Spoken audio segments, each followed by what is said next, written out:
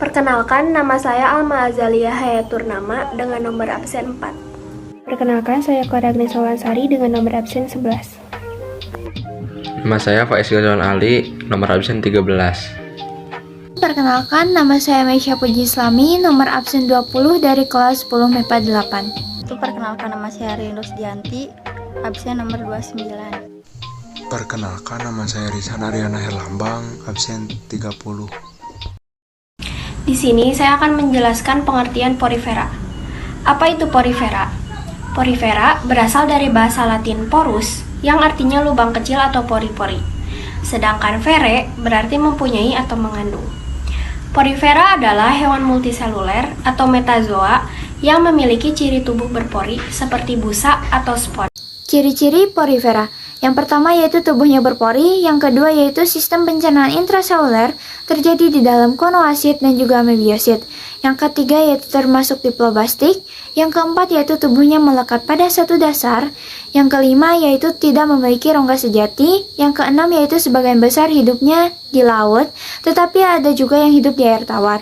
Yang ketujuh yaitu bereproduksi secara aseksual dan juga seksual, yang kedelapan yaitu bersifat hemaprodit, yang kesembilan yaitu memiliki askon, sikon, dan juga lekon, yang kesepuluh yaitu tidak memiliki sistem syaraf, pencernaan, dan juga pernapasan. Dan yang terakhir yaitu rangka luar terdiri atas spikula yang terdiri atas zat kapur dan juga kresik. Selanjutnya yaitu struktur porifera. Yang pertama di sini ada epidermis. Epidermis ini merupakan sel terluar dari porifera yang berfungsi untuk melindungi bagian dalam setelahnya.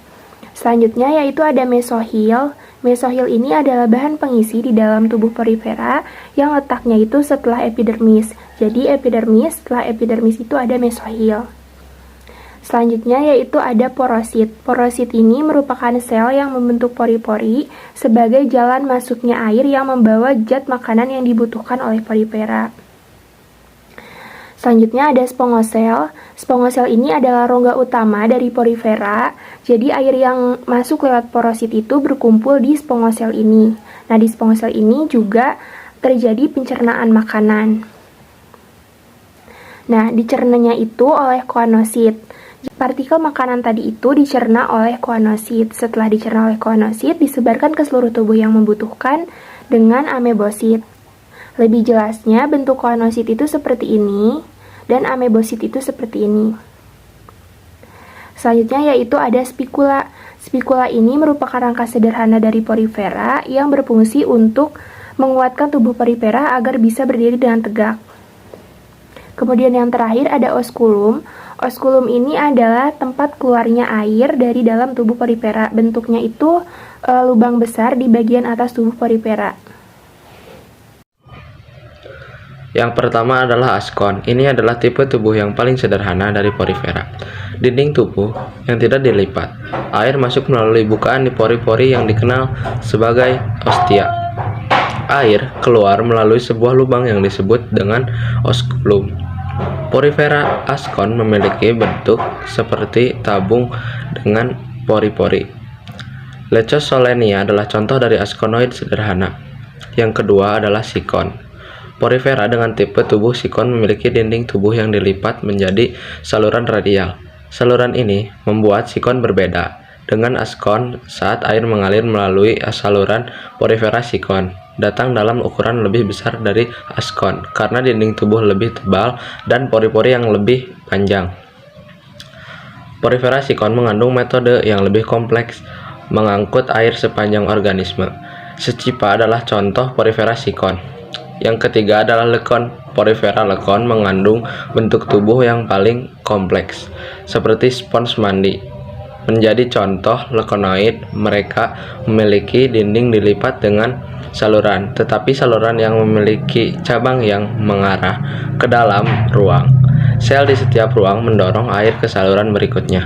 Air mengalir di seluruh sistem ini relatif kompleks sebelum keluar. Porifera lekon terdiri dari banyak jaringan daripada jenis tubuh lainnya. Sistem pencernaan. Pencernaan makanan dilakukan secara intraseluler. Gerakan flagela pada sel leher ini menyebabkan aliran air dari ostium masuk ke spongosol lalu ke oskulum. Air yang mengalir ini membawa oksigen dan membawa makanan yang berupa plankton. Makanan ditangkap oleh sel-sel leher dan kemudian dicerna melalui vakuola makanan. Setelah dicerna, sari-sari makanan akan diangkut oleh sel-sel amebiosit untuk diedarkan ke seluruh tubuh. Sisa-sisa makanan yang tidak berguna akan dikeluarkan oleh sel-sel leher ke dalam air dalam spongosol, dan seterusnya akan dikeluarkan melalui oskulum bersama aliran air dalam tubuhnya. Selanjutnya, sistem reproduksi pada porifera. Sistem reproduksi pada porifera yaitu terjadi secara aseksual maupun seksual. Sistem reproduksi secara aseksual. Yang pertama yaitu pembentukan kuncup. Kuncup boleh dilepaskan ataupun tetap melekat hingga menjadi satu kelompok yang besar. Kedua, pembentukan butir benih atau biasa disebut dengan gemula atau juga kuncup dalam. Gemula dibuat dalam keadaan lingkungan yang tidak menguntungkan seperti dingin ataupun kekeringan. Jika porifera mati dan pecah menjadi beberapa bagian, maka gemula akan keluar dan tumbuh menjadi porifera yang baru. Selanjutnya, reproduksi secara seksual. Reproduksi secara seksual dapat terjadi melalui penyatuan sperma dan ovum. Porifera bersifat hermafrodit, yaitu ovum dan sperma diproduksi dari satu induk yang sama. Akan tetapi, sperma tidak membuahi sel telur dari satu individu yang sama, melainkan pembuahan dapat terjadi jika sperma dan sel telur dari satu individu yang berlainan atau berbeda. Kalkrea. Kalkrea adalah anggota dari filum hewan porifera. Rangka tubuh kalkrea tersusun dari kalsium karbonat. Umumnya, kalkrea sangat kecil, hanya memiliki tinggi sekitaran 3/4 inci dari 15.000 spesies porifera yang ada. Hanya 400 dari mereka merupakan anggota kelas Kalkrea. Kelas Kalkrea, Kerajaan Animalia, filum porifera. Klasifikasi porifera. Hexactinellida. Kelas Hexactinellida adalah peripora yang hidup di laut dalam dan tersebar luas dengan spikula bersilikat dan tidak mengandung sponging. Mempunyai kemampuan untuk melakukan gerakan-gerakan yang terkoordinasi di seluruh tubuh mereka, terutama kontraksi dari pinanokites. Di sini saya akan menjelaskan klasifikasi porifera Demospongiae. Kelas Demospongiae adalah kelompok porifera yang paling dominan di antara yang ada saat ini. Porifera ini umumnya hidup di laut, tetapi ada juga yang hidup di air tawar. Sebagian Demospongiae bisa hidup di daerah dengan iklim ekstrim, tetapi tidak dapat bertahan lama. Selanjutnya yaitu filum Coelenterata. Coelenterata berasal dari bahasa Yunani yaitu koilos yang berarti rongga atau enteron. Enteron merupakan sebuah sistem pencernaan yang dimulai dari mulut hingga usus. Maka dapat dikatakan bahwa Coelenterata ini merupakan hewan yang ususnya berongga atau hewan berongga. Coelenterata belum memiliki alat pernapasan, alat pencernaan, susunan sel syaraf, dan juga ekskresi yang secara khusus. Maka Coelenterata ini dimasukkan ke dalam filum yang primitif, atau filum yang masih sederhana dan juga belum berkembang. Ciri-ciri Coelenterata yang pertama adalah berbentuk simetri spiral, yang kedua adalah diploblastik atau memiliki lapisan embrionik, yaitu ektoderm dan endoderm. Yang ketiga adalah di sekitar mulut merupakan tentakel, yang keempat tidak memiliki anus. Yang kelima adalah sistem pencernaan berupa rongga gastrovaskuler. Rongga gastrovaskuler ini adalah sebuah rongga yang bekerja atau memiliki fungsi seperti usus, makanya disebut sebagai sistem pencernaan dari Coelenterata ini. Kemudian yang keenam adalah fase hidupnya itu polip dan medusa. Polip adalah fase aseksual dari sistem reproduksi Coelenterata karena bekerja secara vegetatif. Dan untuk medusa itu adalah fase seksual dari sistem reproduksi Coelenterata karena melibatkan induk jantan dan induk betina, di mana pada saat dewasa, Coelenterata ini akan membentuk sebuah gamet berupa ovum dan sperma. Ovum dihasilkan oleh ovarium dari medusa betina, dan sperma akan dihasilkan oleh testis dari medusa jantan. 7. Karnivora atau pemakan daging. Yang ke-8 memiliki cnidocytes atau alat penyengat.